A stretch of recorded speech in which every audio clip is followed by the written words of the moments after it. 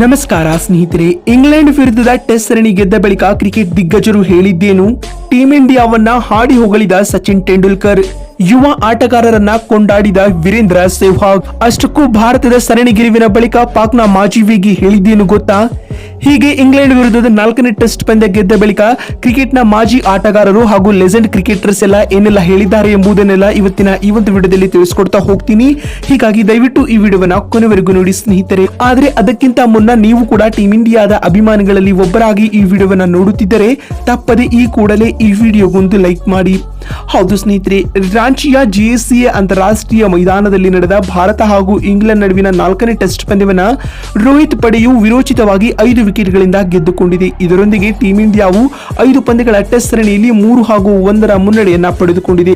ಇದರಿಂದಾಗಿ ಭಾರತೀಯ ಕ್ರಿಕೆಟ್ ತಂಡವು ಇನ್ನೊಂದು ಪಂದ್ಯ ಬಾಕಿ ಇರುವಂತೆ ಸರಣಿಯನ್ನ ಸಹ ಗೆದ್ದುಕೊಂಡಿದೆ ಸ್ನೇಹಿತರೆ. ಹೌದು, ಈ ಒಂದು ಪಂದ್ಯದಲ್ಲಿ ಟಾಸ್ ಗೆದ್ದು ಮೊದಲು ಬ್ಯಾಟಿಂಗ್ ಮಾಡಿದ ಇಂಗ್ಲೆಂಡ್ ತಂಡ ಮೊದಲ ಇನ್ನಿಂಗ್ಸ್ ನಲ್ಲಿ 353 ರನ್ ಕಲೆ ಹಾಕಿತ್ತು. ಇದಕ್ಕೆ ಪ್ರತ್ಯುತ್ತರವಾಗಿ ಟೀಂ ಇಂಡಿಯಾವು ಮೊದಲ ಇನ್ನಿಂಗ್ಸ್ ನಲ್ಲಿ ಧ್ರುವ ಜುರೇಲ್ ಬಾರಿಸಿದ 90 ರನ್ಗಳ ಆಧಾರದ ಮೇಲೆ 307 ರನ್ ಕಲೆ ಹಾಕಿತ್ತು.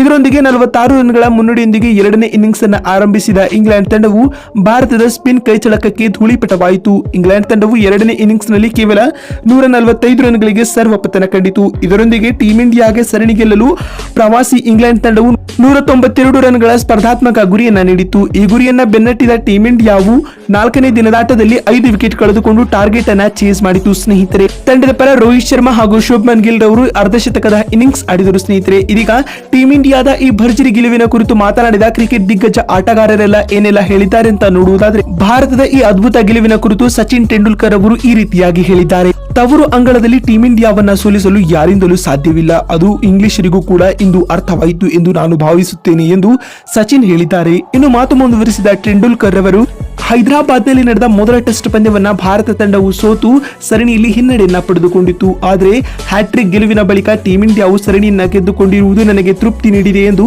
ಸಚಿನ್ ತೆಂಡೂಲ್ಕರ್ ಹೇಳಿದ್ದಾರೆ ಸ್ನೇಹಿತರೆ. ಇನ್ನು ಭಾರತದ ಸರಣಿ ಗೆಲುವಿನ ಬಳಿಕ ಮಾತನಾಡಿದ ವೀರೇಂದ್ರ ಸೆಹ್ವಾಗ್ ರವರು ಈ ರೀತಿಯಾಗಿ ಹೇಳಿದ್ದಾರೆ.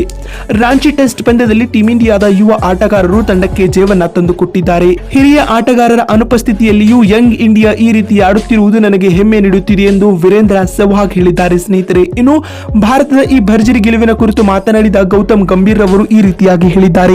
ವಿರಾಟ್ ಕೊಹ್ಲಿ ಇಲ್ಲದಿದ್ದರೂ ಕೂಡ ಟೀಂ ಇಂಡಿಯಾ ಗೆಲ್ಲುತ್ತಿರುವುದು ನನಗೆ ಖುಷಿ ನೀಡುತ್ತಿದೆ ಎಂದು ಗೌತಮ್ ಗಂಭೀರ್ ಹೇಳಿದ್ದಾರೆ ಸ್ನೇಹಿತರೆ. ಇನ್ನು ಭಾರತದ ಸರಣಿ ಗೆಲುವಿನ ಬಳಿಕ ಮಾತನಾಡಿದ ಪಾಕ್ನ ಮಾಜಿ ವೇಗಿ ಶೋಯಬ್ ಅಖ್ತರ್ ಅವರು ಈ ರೀತಿಯಾಗಿ ಹೇಳಿದ್ದಾರೆ.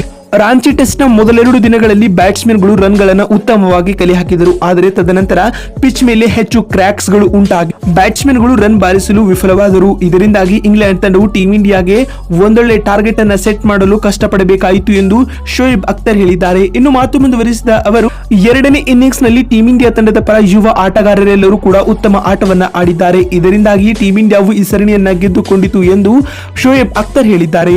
ನೋಡಿದ್ರಲ್ಲ ಸ್ನೇಹಿತರೆ, ಇಂಗ್ಲೆಂಡ್ ವಿರುದ್ಧದ 5 ಪಂದ್ಯಗಳ ಟೆಸ್ಟ್ ಸರಣಿ ಗೆದ್ದ ಬಳಿಕ ಕ್ರಿಕೆಟ್ ದಿಗ್ಗಜ ಆಟಗಾರರೆಲ್ಲ ಏನೆಲ್ಲ ಹೇಳಿದ್ದಾರೆ ಅಂತ ತಿಳಿಸಿಕೊಡುವ ನಮ್ಮ ಈ ಪ್ರಯತ್ನ ನಿಮ್ಗೆ ಇಷ್ಟವಾಗಿದ್ದಲ್ಲಿ ತಪ್ಪದೆ ಈ ಕೂಡಲೇ ಈ ವಿಡಿಯೋಗೊಂದು ಲೈಕ್ ಮಾಡಿ. ವಿಡಿಯೋವನ್ನ ಇಲ್ಲಿವರೆಗೂ ನೋಡಿದ್ದಕ್ಕಾಗಿ ಧನ್ಯವಾದಗಳು. ಮತ್ತೊಂದು ವಿಡಿಯೋದಲ್ಲಿ ಸಿಗ್ತೀನಿ. ಅಲ್ಲಿವರೆಗೂ ನಮಸ್ಕಾರ, ಧನ್ಯವಾದಗಳು ಸ್ನೇಹಿತರೆ.